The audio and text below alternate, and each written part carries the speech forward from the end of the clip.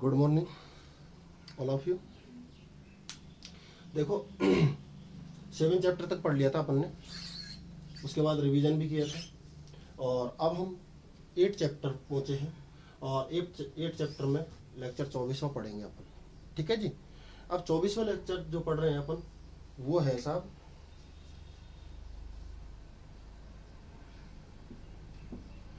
Topic है वायुमंडल का संगठन।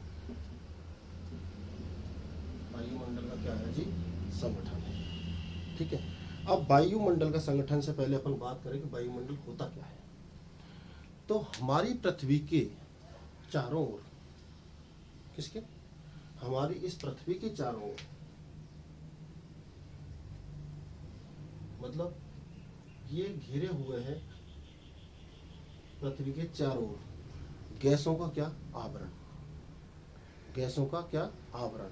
हमारी पृथ्वी को चारों ओर से गैसों का आवरण ने घेरा हुआ है, तो उसे हम क्या बोलते हैं? वायुमंडल बोलते हैं। एक था प्राचीन वायुमंडल, प्राचीन, और एक वर्तमान। प्राचीन वायुमंडल की मैं बात करूं तो पृथ्वी की उत्पत्ति के समय पे जो वायुमंडल था, पृथ्वी की उत्पत्ति के समय पे जो वायुमंडल था, हाइड्रोजन हीलियम गैसों की जिसमें अधिकता पाई जाती थी, वो प्राचीन वायुमंडल था। और वर्तमान वायुमंडल में हाइड्रोजन हीलियम गैस बाद उत्सर्जित होने के बाद उसकी जगह नाइट्रोजन है, ऑक्सीजन है, कार्बन है। इन गैसों ने क्या ले ली थी? जगह ले ली थी और उसके आवरण ने इस धरातल को या पृथ्वी को क्या कर लिया था? ढक लिया था। तो वो क्या कहलाएगा? वर्तमान वायुमंडल। सीधी परिभाषा क्या निकल के आई कि हमारी पृथ्वी को चारों ओर से घेरे हुए आवरण को क्या बोलते हैं अपन? वायुमंडल बोलते हैं। वायुमंडल का संगठन। वायुमंडल के संगठन में काफी चीजों का क्या रहता है? महत्वपूर्ण योगदान रहता है। जैसे गैसें, जलवाष्प और धूल के कण। धूल के कण, गैसें हैं, जलवाष्प है, धूल के कण है। ठीक है जी। अब इनकी बात अपन करते हैं। जैसे अपन बात करें सबसे पहले गैस, तो गैसें कौन कौन सी हैं जो हमारे वायुमंडल में? देखो गैसों में सबसे पहले जो बात करेंगे अपन किसकी? नाइट्रोजन की।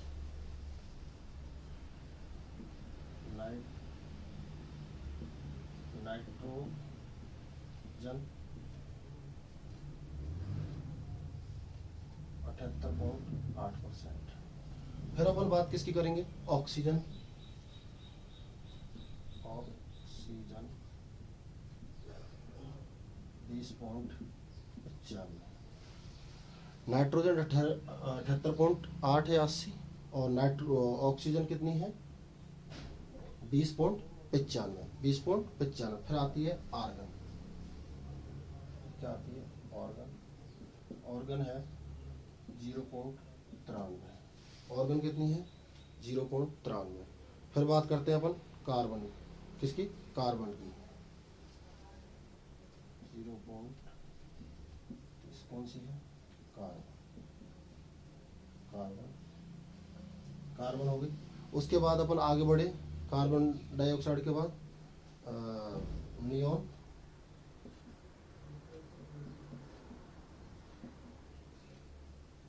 नियॉन हो गई। और उसके बाद आगे जब बढ़ेंगे अपन तो हीलियम, हीलियम 000 और उसके बाद हम आगे और बढ़े, क्रिप्टो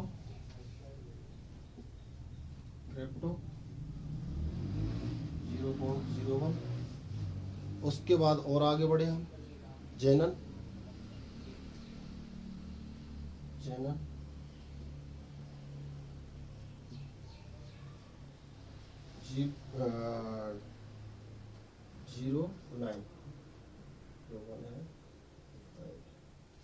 ठीक है।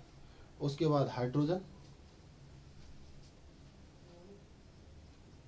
0.1।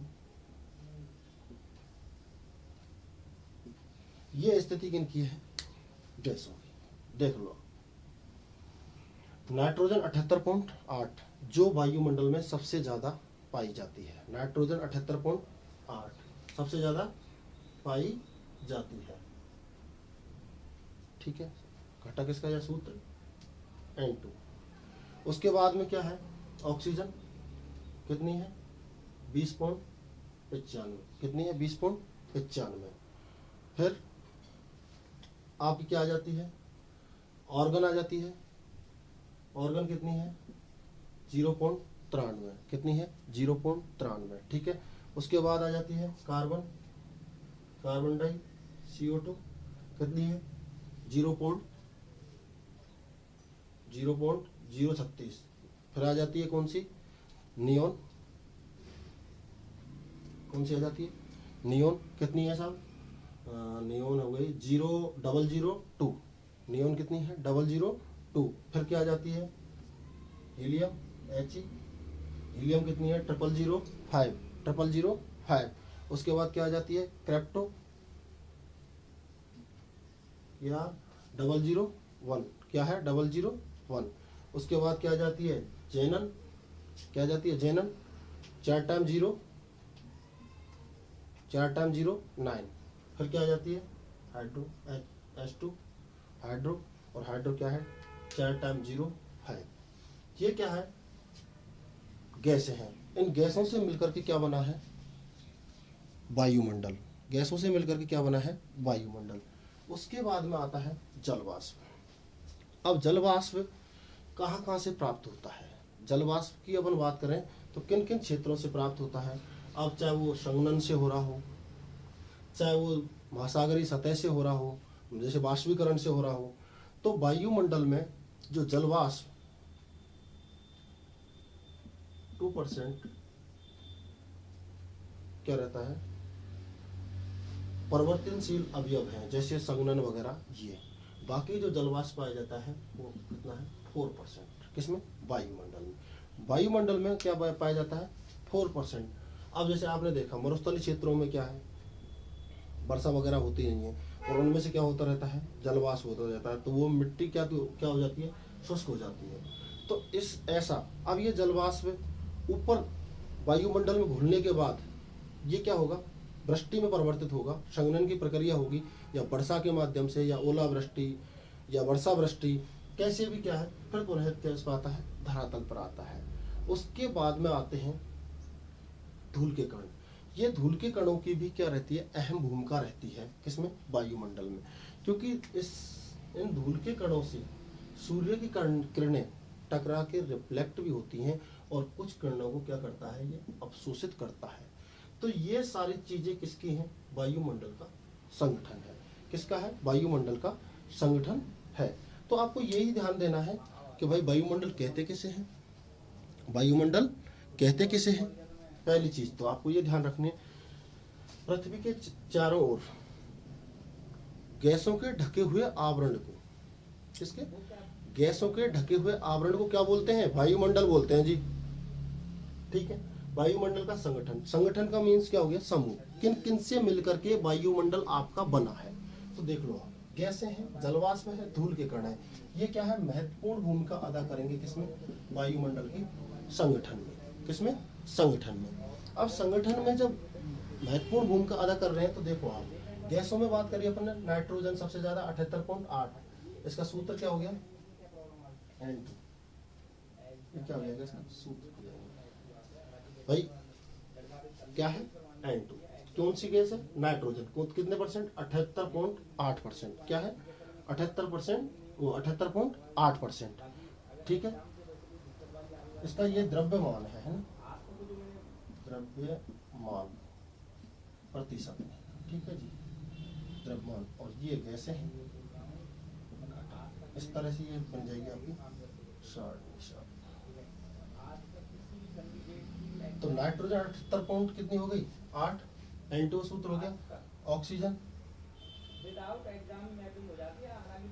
है ना, उसके बाद आर्गन, उसके बाद कार्बन, उसके बाद नियोन, उसके बाद हीलियम, उसके बाद क्रेप्टो, और उसके बाद जेनेन, और उसके बाद हाइड्रोजन। देख लो आप, क्या हुआ, नाइट्रोजन है, ऑक्सीजन है, आर्गन है, कार्बन है, नियोन है, हीलियम है, क्रेप्टो है, जेनन है, हाइड्रोजन है, द्रव्यमान 78.8, 20.95, 93, 0.36, 0.2, 0.005, 001, 4 टाइम 09, 4 टाइम 05, इनके सूत्र हो गए N2O, O2O, AR, CO2, Ne, He, Kr और Xc और H2।